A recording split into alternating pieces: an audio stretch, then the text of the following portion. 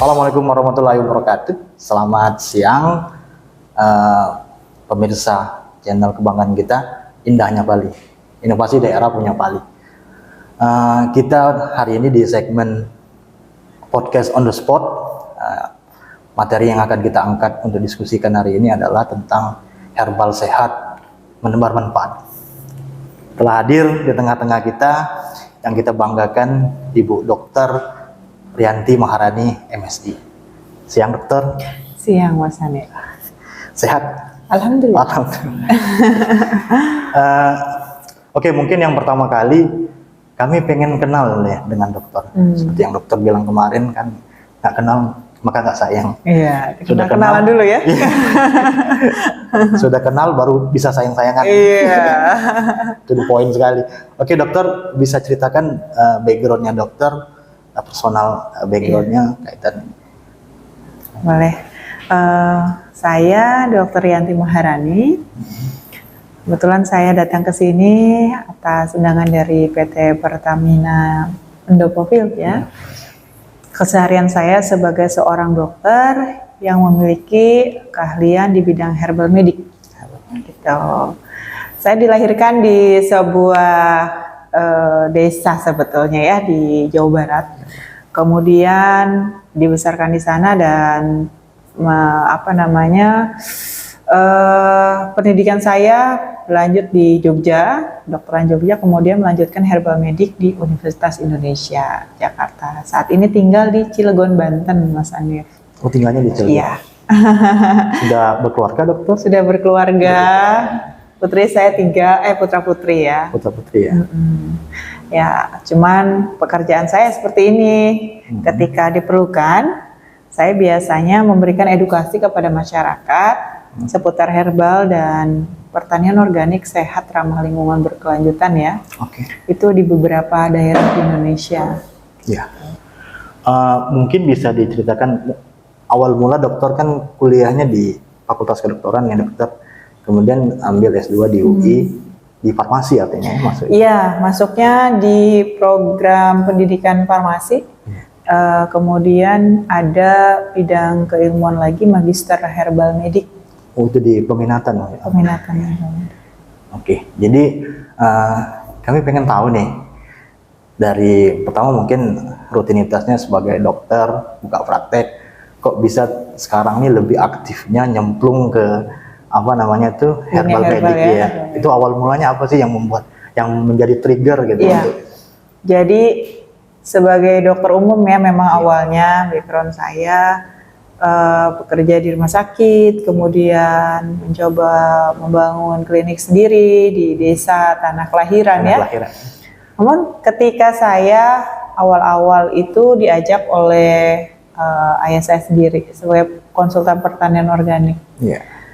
Nah, pada tahun 2013 saya mulai itu mengikuti beliau ke beberapa daerah di Indonesia ya. Dari mulai Aceh, Sumatera Selatan, kemudian juga Bali ya. Saya melihat potensi alam Indonesia ini luar biasa. Okay. Nah, kebetulan hubungan saya sebagai pemerhati kesehatan yang memiliki background memang kesehatan ya. Sebagai dokter melihat itu saya jadi berpikir gitu loh, oh ternyata banyak tanaman obat di Indonesia yang bisa menjadikan kita lebih sehat gitu ya, tanpa mengandalkan obat yang ada. Artinya kita memiliki solusi ya, ketika ada beberapa penyakit yang saya ketahui tidak ada obatnya, atau belum ditemukan obatnya. Banyak sekali lah penyakit-penyakit yang disebabkan oleh virus ya, karena virus itu obatnya itu spesifik ya. Satu virus, satu jenis varian virus untuk satu antivirusnya. Nah, sementara ya di kita masih terbatas, apalagi di desa-desa itu kan pengobatan juga terbatas untuk antivirus. Misalkan ya hepatitis B, seperti itu. Kalau misalkan ada yang menderita hepatitis B, ya sudah gitu ya, tidak ada yang bisa diberikan kecuali memang beberapa obat dari herbal, contohnya kurkuma, ya kan? Kurkuma itu bahan bakunya dari herbal. Salah satunya itu sih yang melatar belakangi saya. Kenapa tertarik mendalami ini? Iya. Mungkin diinformasikan ke pemirsa bahwa bapaknya beliau itu adalah Pak Ali Sutariat. Beliau adalah ahli SRI organik di Indonesia. Saya pernah baca bukunya. Dan beliau memang keliling Indonesia, Bu ya, untuk menyebarluaskan tentang pertanian organik dan dampaknya terhadap kesehatan. Iya. Nyambung sekali. Jadi begini, Bu, berikutnya mungkin saya yakin Bu Rianti, Bu Dokter pernah banyak pengalaman ya keliling Indonesia dalam rangka menyebarluaskan informasi dan mengedukasi masyarakat terkait dengan obat herbal dan ramuan tradisional lainnya. Kira-kira apa sih yang pengalaman yang menarik yang bisa kita share di sini untuk kita kan bisa mengedukasi dan memberikan motivasi untuk masyarakat? Ya, jadi ketika kita berkunjung ke suatu daerah ya, apalagi daerahnya berbeda-beda, tentunya banyak sekali akulturasi kebudayaan lah. Saya belajar banyak mengenai setiap budaya di Indonesia. Itu seru sih. Itu juga sebuah pengalaman yang berkesan buat saya ya. Yang kedua, kalau pengalaman khusus gitu ya, ada beberapa kesempatan ketika saya berkunjung ke wilayah tambang, ke wilayah binaan sebuah perusahaan, yang mana memang kebanyakan kegiatan saya itu difasilitasi oleh program CSR perusahaannya untuk membina masyarakat lokal, di mana jauh dari fasilitas kesehatan.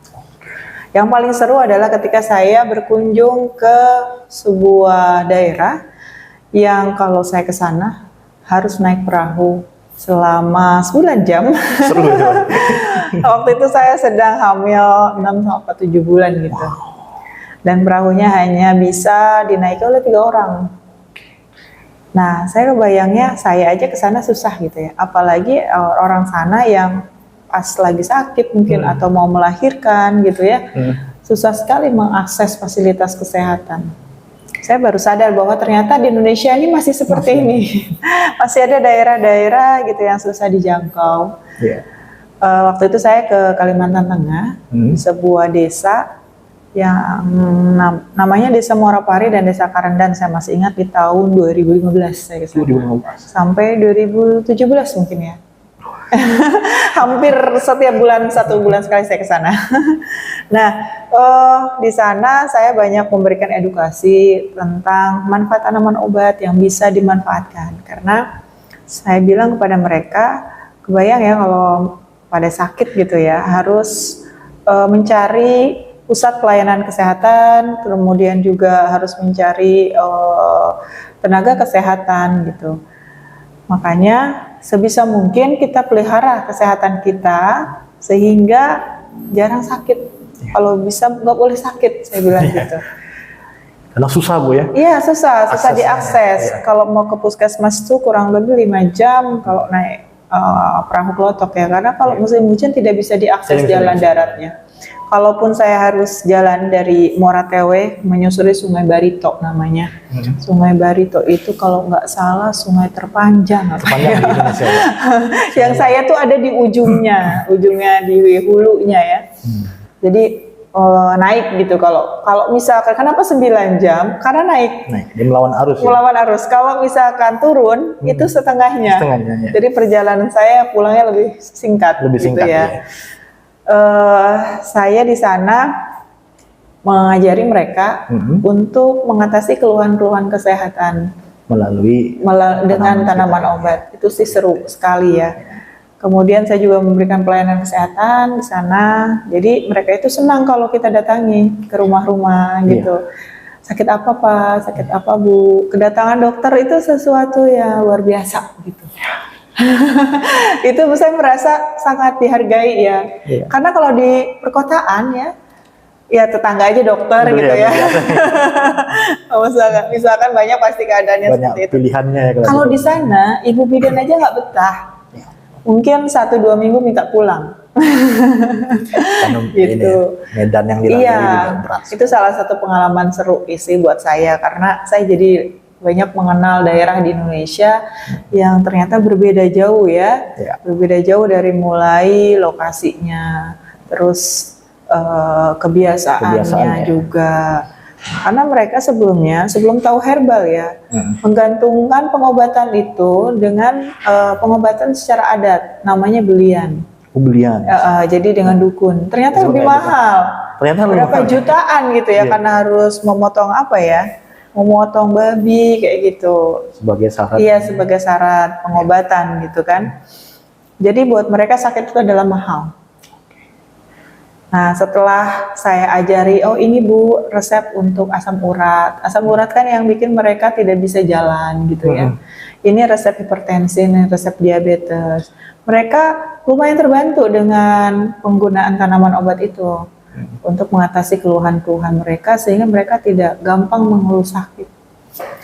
Kemudian yang kedua, dari olahan-olahan tanaman obat itu mereka bisa kembangkan untuk diolah menjadi sebuah produk.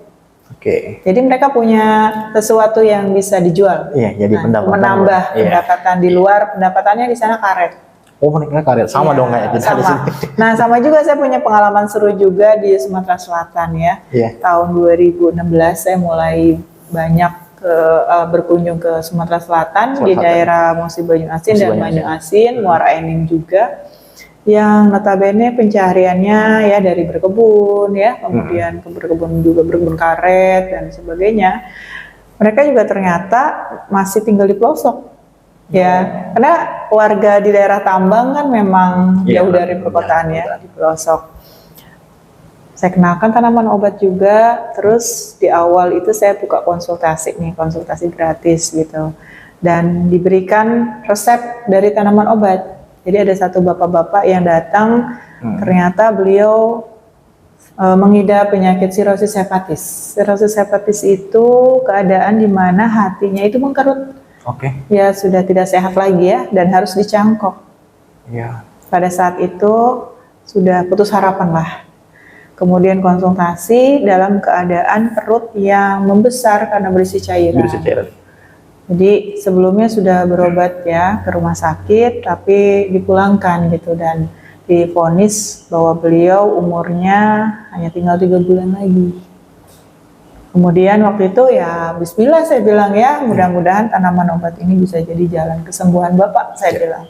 Saya berikan beberapa tanaman obat dari jenis rumput-rumputan dan rimbang-rimbangan, Mas Hanif ya.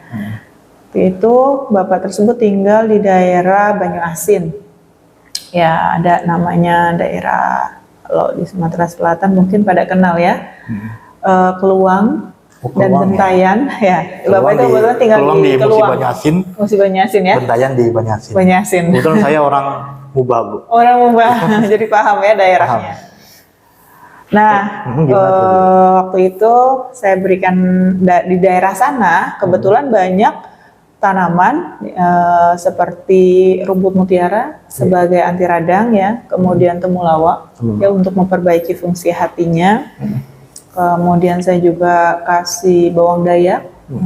Bawang dayak juga memiliki anti tumor, anti radang juga. Bawang dayak itu seperti apa, Pak? Iya, bawang dayak ada nih di PPMP. Nanti kita bisa lihat ya. Jadi memang saya bawa jenis bawang itu dari Kalimantan Tengah tadi, nyambung dengan cerita. Kemudian saya sebarluaskan ke daerah-daerah di Indonesia. Jadi warga-warga binaan kami ini sudah menanam banyak oleh-olehnya dari saya waktu ketika ke Kalimantan Tengah tadi, ke Muara Tewe. Nah, Bapak itu saya berikan kunyit juga. Ya, jadi selain temulawak, kunyit, rumput mutiara, pegagan, ya. Kemudian saya minta anaknya untuk membuatkan rebusannya. Jadi itu semua direbus. Diramu ya, direbus. Rutin gitu ya. Saya minta mereka rutin. Ya, alhamdulillah dalam waktu 2 minggu sudah kelihatan mengurangi cairan di perutnya. Jadi perutnya agak susut. Ya, dalam 1 bulan, 3 bulan sudah normal lagi tuh perutnya. Jadi bapaknya itu merasa bahwa dia lebih baik gitu ya keadaannya dengan mengkonsumsi ramuan dari ramuan tanaman obat tadi yang diberikan ya. Kemudian setelah itu dia bisa beraktivitas seperti biasa, bisa tidur dengan nyenyak. Karena keluhannya, dok saya tidak bisa tidur, saya juga tidak bisa bekerja di ladang. Setelah sembuh, dia merasa fit lagi badannya, bisa makan enak, bisa tidur nyenyak, dia berladang lagi tuh, berladang Bisa karet. beraktivitas Iya. seperti biasa. Bahkan anaknya yang paling semangat ya, karena merasa, wah bapak saya sehat nih dengan herbal ya. Herbal. Jadi beliau itu anaknya mengolah bawang dayak itu menjadi sebuah minuman sirup bawang dayak. Kemudian dijual di plastik-plastik untuk anak-anak SD. Mungkin harganya sekitar berapa ya, 1000-an atau 2000-an gitu, atau 500-an justru. Artinya ada upaya lah. Ternyata tanaman obat yang mereka tanam bisa menghasilkan uang juga selain jadi sehat. Selain jadi sehat. Ya. Iya, benar. Dan kisah Pak Bapak yang tadi ya, yang sembuh dari sirosis hepatis, yang tadinya divonis 3 bulan umurnya ya, ternyata bisa bertahan sampai 2 tahun kalau tidak salah ya. Jadi beliau bisa beraktivitas, melanjutkan kehidupannya, mata pencahariannya gitu ya. Kemudian bisa berkumpul dengan keluarga ya kan. Iya. Padahal tadinya sudah divonis, putus harapan. Nah, itulah ya. Ternyata keajaiban selalu ada. Ternyata datangnya bisa dari rumput-rumputan, tanaman obat. Iya. Makanya cocok dengan judulnya ya tadi ya. Iya. Herbal sehat, Menebar manfaat. menebar manfaat. Oke, jadi berikutnya begini dokter. Kita ini kan orang Indonesia sebenarnya kan dari dulu sudah sangat dekat sekali dengan herbal, obat tradisional, ramuan tradisional, jamu. Tapi kalau kita lihat yang sekarang ini, terutama untuk generasi milenial, generasi milenial ini sepertinya untuk menerapkan pola hidup sehat melalui herbal itu agak kurang ya, malah justru banyaknya ke obat yang sifatnya kimiawi. Kira-kira karena dokter ini saya lihat kemarin ada channelnya dokter herbal milenial. Iya betul. Ya kira-kira ada nggak suggestion, saran kira-kira apa sih yang bisa membuat mereka itu interest dengan pola hidup melalui herbal nih, dokter? Iya, agar herbal ini diminati oleh kaum milenial ya. Iya. Berarti ada beberapa pendekatan yang harus kita lakukan terhadap usia-usia milenial nih. Iya. Agar nyambung Agar nyambung. dengan kebiasaannya mereka, ya kan? Saya pikir herbal ini tidak lagi menjadi sebuah pengobatan ya, tapi lifestyle. Yes. Agar bisa masuk ke semua generasi, termasuk generasi milenial. Oleh karena itu saya menyederhanakan pola pembelajaran saya. Artinya saya harus bisa mengconvert atau merubah sedikit ya, dari mulai gaya bicara, penampilan, atau resep-resep yang saya kasihkan ya untuk mengaplikasikan manfaat tanaman obat ini ya, yang sesuai sama kebutuhannya mereka. Makanya saya membuat channel YouTube. Herbal milenial. Iya, agar lebih leluasa. Di samping memang saya menggunakan metode-metode lain ya, misalkan Instagram gitu ya, sosial media, baik postingan feed maupun story, bagaimana memberikan inspirasi ya kepada orang yang menonton yang kebetulan memang di rentang usia-usia milenial lah. Iya. Gitu follower saya itu. Nah selain itu juga saya bersyukur sekali ada media televisi yang juga meminta saya untuk memberikan edukasi herbal melalui segmen herbal gitu. Di televisi ada beberapa, ada TV One, ada Kompas TV, saya pernah menyampaikan di sana, sehingga tayangan tersebut mudah-mudahan ya bisa lebih masuk lagi. Iya, lebih luas ya. Iya, dan tayangan di TV juga ternyata sekarang masuk juga ke YouTube ya. Jadi bisa diulang. Bisa diulang, bisa di-repeat. Bisa di-repeat kalau misalkan tidak sempat nonton, bisa ditayang ulang lagi gitu ya. Dan itu lumayan sangat berpengaruh terhadap kepopuleran herbal lah saat ini. Ternyata herbal itu nggak cuman sekedar orang-orang yang sudah sepuh ya. Iya. Karena konotasinya begitu biasanya. Jamu biasanya yang minum hanya ibu-ibu yang menjadi ini.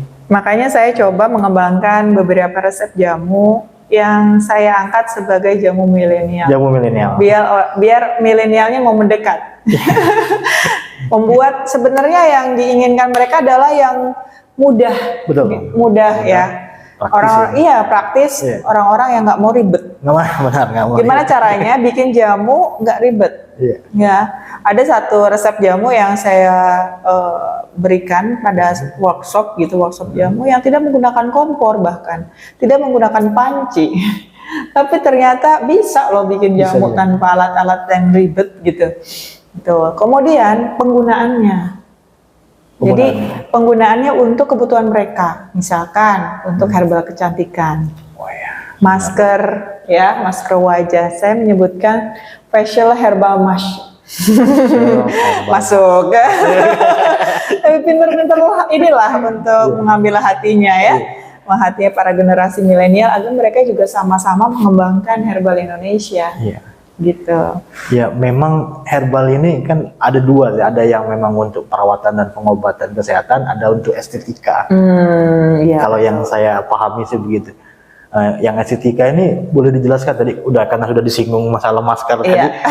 Ada apa aja dokter yang herbal yang digunakan untuk estetik? Ya, intinya sebenarnya ilmu herbal itu ada dasarnya, basicnya ya. Bisa dari pertama tanaman segarnya ya. Yang kedua, kita bisa buat untuk stoknya melalui simplisia, tanaman bahan alami yang diawetkan. Yang diawetkan. Nah, dari dua-dua itu bisa diolah ya. Pertama masker wajah. Masker wajah ini diambil dari simplisia atau tanaman yang yang sudah dikeringkan, dibubuhkan ya, kemudian dicampur dengan beberapa bahan sehingga mudah diaplikasikan. Tapi bahan segar pun bisa dari rimpang-rimpangan contohnya, kemudian ada juga dari bengkuang ya. Dari rimpang-rimpangan contohnya apa? Kunyit. Kunyit itu sebagai antibakteri yang kuat. Di mana kaum milenial biasanya masih mengalami seputar jerawat masalahnya. Itu ribet dengan jerawat ya, jerawat yang membatu itu paling masalah, kayaknya itu beban hidup yang terberat ya. Karena merasakan nggak enak banget punya jerawat yang pegal, bengkak. Nah ternyata kunyit itu berkhasiat sebagai anti jerawat yang luar biasa, sehingga saya berikan resep-resep untuk membuat masker dari kunyit atau turmeric ya. Itu juga jadi strategi penggunaan bahasa yang penting biar masuk ke kalangan milenial ya. Kalau kunyit mungkin dikiranya itu bahan jamu ya yang digunakan mbah saya gitu ya. Tapi kalau turmeric ya. Itu seperti resep dari masker Korea ya. Lebih seperti itulah, green tea ya kan, green tea pada teh hijau. Atau aloe vera ya. Itu padahal adalah lidah buaya yang banyak di halaman rumah. Nah semua itu bisa dimanfaatkan untuk herbal kecantikan. Oke, ini berikutnya itu begini dokter, kalau kita lihat sekarang sih herbal ini sudah sangat dilirik ya oleh industri obat. Kalau kita pergi ke retail-retail kayak Indomaret atau Alfamart, itu udah ada tuh obat yang dari sintetis kimia sama jamu atau herbal. Nah ini kan semua kan dimulai dari inovasi yang dikembangkan oleh produsen obat. Nah kira-kira menurut dokter sendiri, apa sih peran inovasi terkait dengan obat tradisional kalau sehingga itu bisa dikembangkan tidak hanya dari industri tapi juga dari rumah tangga gitu. Iya. Saya sebetulnya berharap sekali dengan adanya edukasi herbal ini bisa meningkatkan ya minat dari masyarakat kita untuk mengembangkan UMKM. Nah, UMKM ini sebetulnya kesempatan yang luar biasa ya. Siapapun bisa melakukan dari industri rumah tangga gitu. Tidak perlu modal banyak. Yang diperlukan hanya minat, niat, dan tekad. Minat, niat, dan tekad, catat. Ditambah lagi itu 3 ya, tambah 3 lagi. SRI. Oh, saya tahu tuh. Sabar, ridho, dan ikhlas. Ya. Artinya mau berkorban dulu lah. Ya, betul. Setelah kita melakukan, insya Allah ada hasil. Jadi untuk masyarakat ya yang memiliki ya kesempatan untuk mengembangkan tanaman obat ini, kemudian membudidayakan dengan cara yang ramah lingkungan ya, tentu saja organik. Karena ini buat obat, buat dimakan, buat diminum. Jadi jangan sampai ditambahkan bahan-bahan yang berbahaya seperti pupuk kimia, terus kemudian pestisida kimia. Nah itu yang berbahaya. Haram hukumnya. Karena ini herbal ya, Ini herbal organik ya. Harus organik. Dan harus sesuai dengan prinsip-prinsip ekosistem ya, prinsip-prinsip alam. Jadi kita mengembalikan kesehatan lingkungan juga kesehatan kita sendiri. Makanya kita kembangkan herbal organik. Herbal organik. Nah, diperlukan inovasi ya untuk membuat hasil dari olahan yang kita tanam itu diminati oleh banyak orang. Artinya punya standar rasa yang enak pastinya, penampilan kemasan yang menarik, dan juga bermanfaat. Betul ya? Ya. Tiga saja itu diperhatikan menjadi dasar ya dalam kita mengembangkan produk apapun lah dari olahan herbal. Insya Allah kedepannya akan menjadi sebuah komoditas. Meskipun berangkat dari UMKM. Karena banyak dari warga binaan saya kisahnya nih, Mas Hanif. Di Sulawesi Selatan, alhamdulillah sudah punya olahan-olahan dari berbagai macam minuman ya, yang memiliki khasiat. Jadi kelebihan minuman herbal dibandingkan minuman berwarna-warni di warung adalah ketika diminum rasanya enak, berkhasiat. Itu loh, kemarin saya coba Bu, yang dibikinkan apa tuh ya? Jahe yang sama kasih es. Jadi pas diminum dingin, tiba-tiba di tenggorokan anget. Ini luar biasa. Itu ya. Dan segar ke badan. Itu kelebihannya minuman herbal. Ada beberapa macam varian yang dikembangkan oleh warga binaan saya yang sudah lama ya. Kebetulan di sini kan baru pelatihan dasar, baru beberapa resep lah yang dikembangkan. Nah, ada satu kisah nih ya, dan ada satu kisah dari satu produk dari Nusa Tenggara Barat nih. Saya punya warga binaan satu kelompok gitu ya, dan salah satunya adalah yang pelopornya ya, yang menggalakkan kelompok itu seorang guru nih, guru SMA. Ya, beliau ternyata mendapat tambahan penghasilan dari menjual salah satu produk herbal. Namanya Cakep. Namanya Cakep? Iya. Nona Lemon namanya. Nona Lemon. Apa tuh Nona Lemon? Nona Lemon itu adalah resep dari kami ya, yang memberikan pelatihan kepada dia sebelumnya, kepada satu kelompok itu, serai, lemon dan kayu manis. Serai, lemon dan kayu manis. Iya, brandingnya itu juga penting ya. Betul. Nama yang biar masuk ke generasi milenial, sehingga anak-anak sekolah mau, anak-anak kuliahan mau minum ya kan. Mama-mama muda juga mau. Nah, bagus kan namanya kan, Nona Lemon. Isinya serai, lemon dan kayu manis salah satunya. Itu menjadi best seller. Wah, keren. Bisa sampai ada yang pesan dari Jakarta, ada dari luar pulau kan, tuh luar biasa. Jadi potensinya luar biasa sih.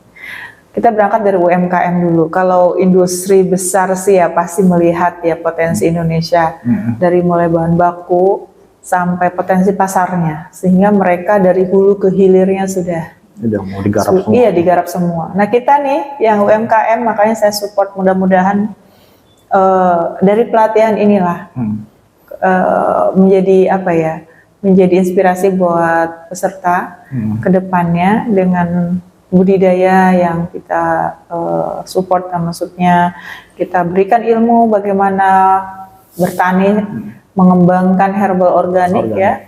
Kemudian setelah panen diolah dengan cara yang standar.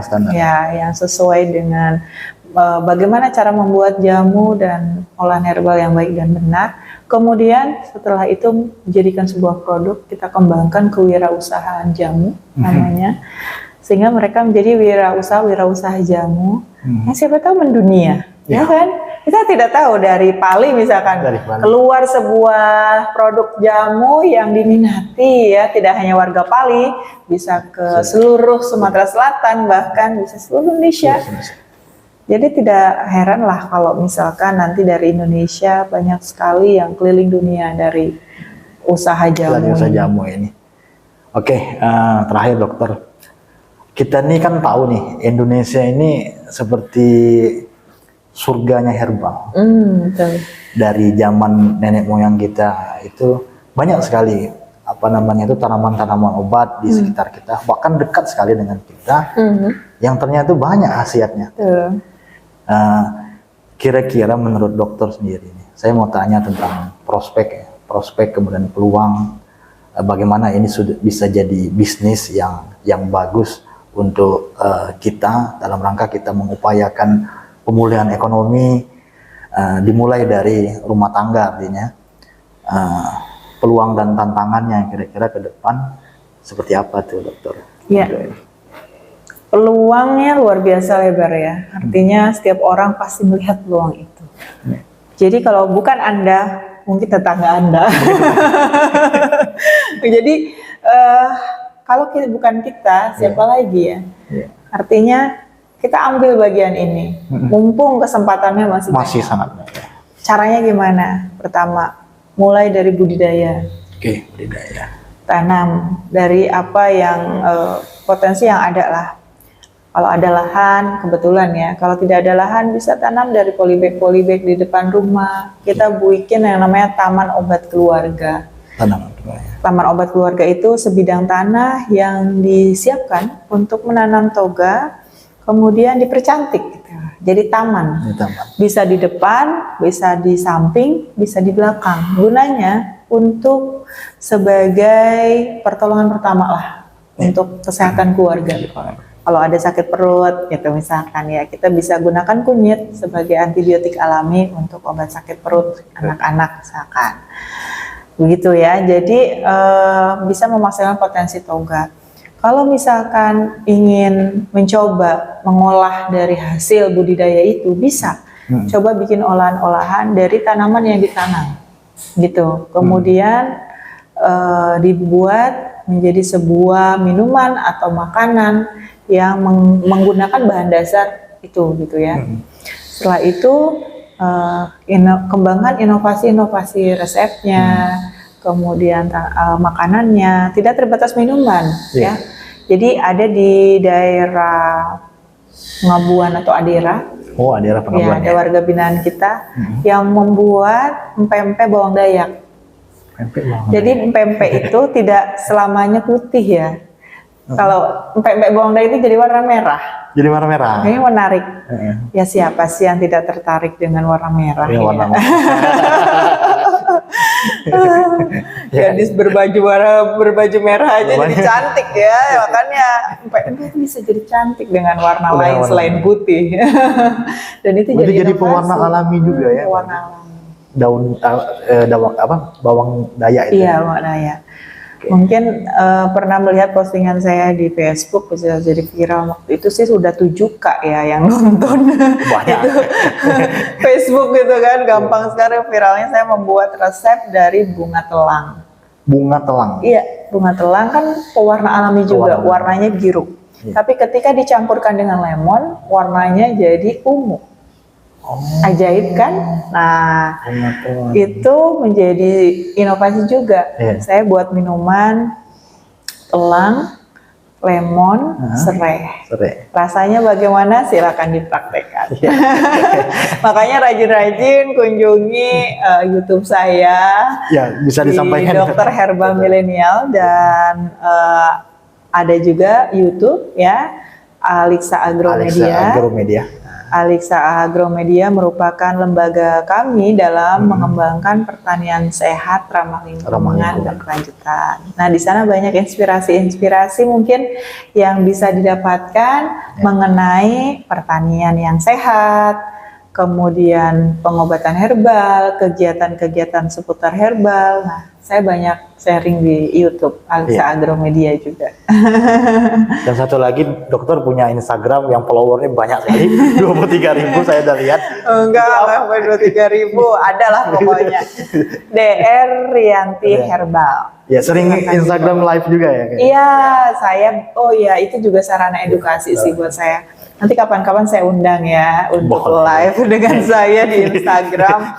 Karena itu juga salah satu cara untuk bisa masuk ke generasi milenial. Karena generasi milenial memegang gadget ya, memegang Instagram gitu ya. Terus ya saya ketika live itu berdasarkan tema-tema yang disajikan ya. Dan juga kolaborasi dengan berbagai lembaga, berbagai organisasi, atau bahkan personal gitu, untuk ngobrol-ngobrol santai, ngobrol-ngobrol seru secara live gitu. Nanti juga di Instagram saya juga mungkin banyak tuh tersimpan resep-resep yang mudah untuk diterapkan. Silakan diikuti. Kalau di YouTube mungkin lebih jelas lagi ya, lebih detail lagi. Ada beberapa resep dan juga tutorial membuat herbal. Bagaimana cara merebus herbal yang baik dan benar. Nah, itu ada di Dokter Herbal Milenial. Dokter Herbal Milenial. Boleh di subscribe, like, komen. Gitu. Dan beberapa perjalanan saya ke beberapa daerah di Indonesia, saya biasanya abadikan ya, dokumentasikan di Alexa Agromedia.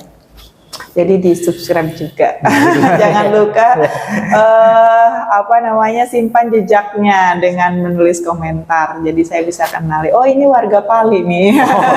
Gitu. Ya. Silakan di like, comment, and subscribe. Jadi ada Dokter Herbal Milenial Alexa Agromedia. Alexa Agromedia. Dan Instagram DR Rianti Herbal. Saya senang kalau misalkan lebih banyak lagi ya yang mengenal ya, yang saya kenal di Pali, di Muba.